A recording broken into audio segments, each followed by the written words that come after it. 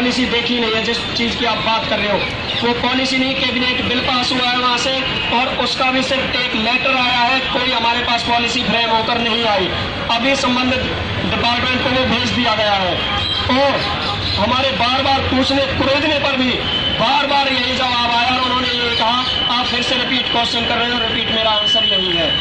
इसका मतलब हम क्या समझे, जो मनीष सिसोदिया जी ने कल प्रेस कॉन्फ्रेंस करके हमारे हजारों परिवार, जो 22,000 से ऊपर गेस्ट टीचर्स परिवार है, उनके अंदर एक आशा, एक उम्मीद, एक विश्वास जगाया था कि भाई अब की बार तो शायद काम हो जाएगा। जब हरियाणा में पास हो गई तो दिल्ली में भी वही काम हो जाएगा, और 60 साल तक हमें अपने भविष्य की चिंता नहीं रहेगी। लेकिन यहाँ आकर हमने महसूस किया कि हम फिर से उसी दोहराए पे आकर खड़े हो गए हैं। मनीष सिसोदिया जी ने, आम आदमी पार्टी ने गेंद एलजी साहब के पाले में डाल दी, और एलजी साहब के जो ऑफिस में से गेंद एजुकेशनल डिपार्टमेंट या जो भी संबंधित डिपार्टमेंट है वहां पर डाल दी।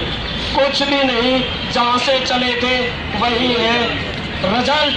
अगर अंतरात्मा से बताया जाए, थोड़ा बहुत पॉजिटिव यही है कि प्रेस कॉन्फ्रेंस हुई थी और पॉलिसी वाली बात चली तो सही, बस इतना ही है। यहाँ पे एक लेटर आया है मेरे दोस्तों, उससे ज्यादा कुछ नहीं। अब उससे तो हमारी पॉलिसी बनेगी नहीं।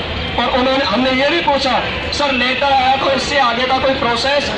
उन्होंने बोला प्रोसेस आगे का देखो गवर्नमेंट जाने, कितना टाइम लगाते, स्पीड। अगर गवर्नमेंट प्रायोरिटी बेस पे इश्यू को रखती है, आपके मैटर को रखती है, तो हो सकता है जल्द से जल्द आपकी जो भी पॉलिसी वगैरह वो बन के आएगी। मैंने सर फिर पास हो जाएगी यहाँ से? बोला वो तो हम रिव्यू करने के लिए आगे संबंधित डिपार्टमेंट्स को भेजेंगे, अगर जेन्युइन हुई तो कोई दिक्कत नहीं, और कोई उसमें खामियां हुई तो वो आप जानते हैं, इसमें मैं क्या बताऊं। तो सीधी सी बात हमारी यही है कि वहां से तो काम हो लिया, और यहाँ पे काम जब हो, यहाँ पे कुछ आए। और हम ये भी कहते हैं कि हो सकता है यहाँ से, जैसे मनीष सिसोदिया जी ने कहा भाई पॉलिसी बना दी, हो सकता है वो सही हो। यहाँ से हमें बता दिया गया भाई एक लेटर है और उसके साथ 1-2 पेजेस और थे, हो सकता है ये भी वो हरियाणा वाली पॉलिसी के हो, उसमें जो कुछ है वो आप देख लीजिएगा। लेकिन यहाँ पे पॉलिसी फ्रेम होकर नहीं आई है, ये कन्फर्म है, ये श्योर है। तो अब आप लोगों ने ये भी देख लिया होगा कि मनोज तिवारी जी ने जो कहा था रात की वीडियो में, वो उन्होंने किया, वहां पे हमारे बीच में आए। और अभी भी एक ट्वीट आप लोगों के बीच में सर्कुलेट हो रहा होगा कि वो कल भी हमारे बीच में आएंगे। अब मनीष सिसोदिया सर से भी हमारी रिक्वेस्ट है, सर आप लोगों ने भी हमसे वादा किया था, सर बड़ी उम्मीद के साथ, बड़े विश्वास के साथ ये 22,000 गेस्ट टीचर्स आपकी तरफ तरसती निगाहों से देख रहे हैं। ठीक उसी प्रकार जिस प्रकार एक प्यासा चातक पक्षी बादल की ओर टकटकी लगाए रहता है कि कब बारिश हो, कब मैं पानी पीऊं, कब मेरी प्यास बुझे। सर हम आप